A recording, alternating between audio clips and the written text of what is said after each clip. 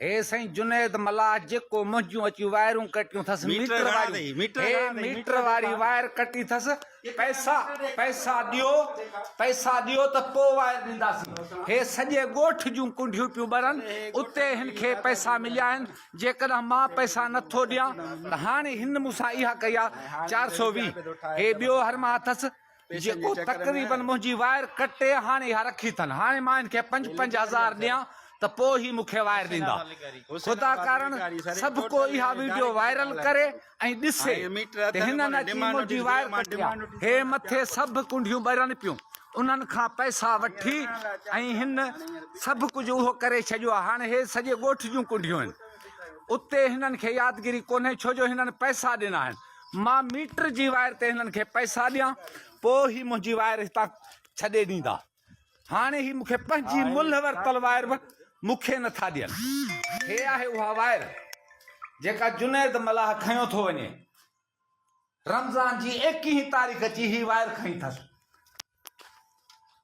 नाला मां वठी थो जाओ, मीटर अथनि कोन, डायरेक्ट रुपए था लाइनूं हलाइनि ऐं मीटर जे डिमांड। साईं हे मुंहिंजे खीसे में बिल पिया आहिनि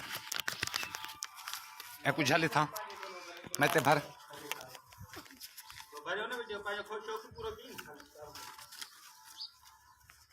ऐं बिल ते भर।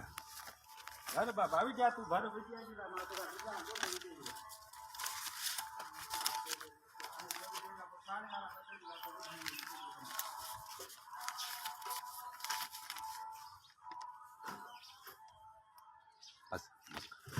साईं जीअं मुंहिंजो नालो ज़ाकिर हुसैन वलद हाजी नज़र हुसैन, वेठल ॻोठ हुसैन आबाद दे खालसो।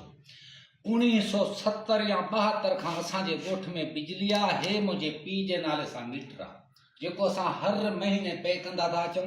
इन में ईअं थियो आहे कंहिं महीने असांखे बिल न मिलियो आहे, उन जी बकाया वरी अॻे महीने में असां पे कई आहे।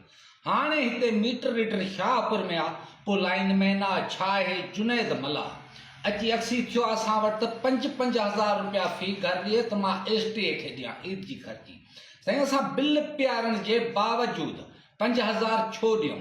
अॼु 21 रमज़ान सुबुह जो 10 बजे जुनेद मल्हार उन सां गॾु ॿियो आयो आहे जंहिं अची असांजी मीटर जी वायर कटी आहे। जॾहिं उते कुंडियूं लॻल आहिनि उहे वरी पैसनि जे आशीर्वाद ते छॾे आयो आहे।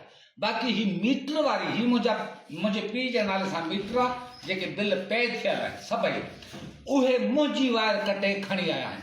उन खां पोइ मथां जुनेद जो गुफ़्तो हुयो घणा मीटर अथई? ॿाहिराड़ी में हिकिड़ो मीटर हूंदो आहे घर वटि।